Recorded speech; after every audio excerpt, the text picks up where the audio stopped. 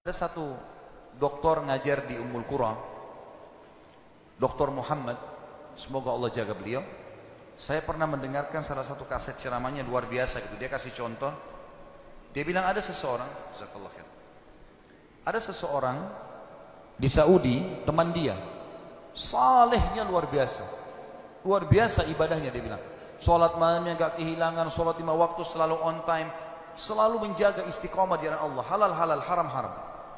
Satu waktu dia lamar seorang wanita dan diterima lamarannya. Pada saat sudah mau menikah, gitu kan, kurang lebih ditentukan jadwal kalau saya tidak salah itu 3 bulan dari waktu itu akan menikah. 2 bulan atau 1 bulan sebelum pernikahan, tiba-tiba perempuan ini batalin pernikahan. Tiba-tiba batal pernikahan, nggak jadi nikah. Laki-laki ini bertanya kepada calon mertuanya, ada apa? Saya juga nggak tahu. Ditanya perempuan ini oleh orang tuanya, kenapa nak? Malu keluarga? Enggak, pokoknya saya nggak mau nikah sama laki-laki ini. Bersikeras si perempuan tidak mau nikah.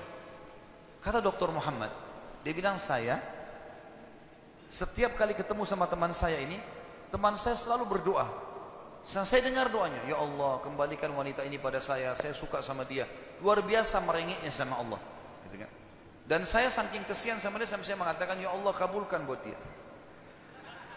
Luar biasa dia mohonnya sama Allah. Tapi uniknya kata Dr. Muhammad, enggak dikabulkan, enggak dikasih sama Allah. Sampai tiba hari H pernikahan yang ditentukan tanggalnya, perempuan ini akhirnya memang dia tunggu waktu itu. Ada laki-laki lain lamar, diterima sama dia. Diterima pada saat itu. Diterima lamaran laki-laki baru. Waktu sudah menikah sama laki-laki itu, si orang soleh ini, temannya Dr. Muhammad, berhenti berdoa. Selesai jadi istrinya orang, nggak boleh kita doa lagi kan?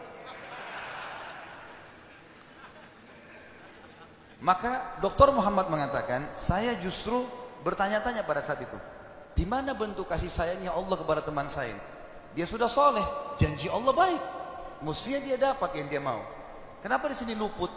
Nah ini yang saya bilang di poin ke-11, Allah selamatkan dari kerugian dan bahaya. Ternyata dia bilang, justru setelah perempuan itu nikah sama laki-laki yang jadi suaminya sekarang, saya baru tahu bentuk kasih sayangnya Allah pada teman saya. Karena ternyata baru sebulan menikah, perempuan ini periksa ke dokter, dia punya sakit di dada sebelah kanannya, maaf di payudara sebelah kanan. Dokter memvonis kena kanker payudara yang kronis, harus dipotong. Sebulan menikah, payudara kanannya dipotong. Bulan kedua, kanker itu sudah menyebar ke payudara kiri dan dipotong dua-duanya dalam 2 bulan pernikahan. Bulan ketiga, ini kejadian nyata. Bulan ketiga, ternyata perempuan ini punya masalah di urat saraf di bagian otak belakangnya sehingga membuat kedua matanya buta. Dan bulan keempat, wanita ini meninggal dunia. Kata dia, Dr. Muhammad bilang, subhanallah, kalau teman saya yang jadi suami dia, maka dia tidak akan menikmati pernikahan. Tapi Allah selamatkan dia dengan caranya. Jadi kadang-kadang ada yang luput dari kita. Kita sudah mohon sama Allah, Allah belum kasih. Kalau Allah tidak kasih, teman-teman, yakin itu baik buat kita. Jangan sangka buruk sama Allah. Sebaliknya, kalau kita minta sesuatu yang besar kepada Allah, tidak ada yang mustahil. Yang penting kita merengek dan manja kepada Allah.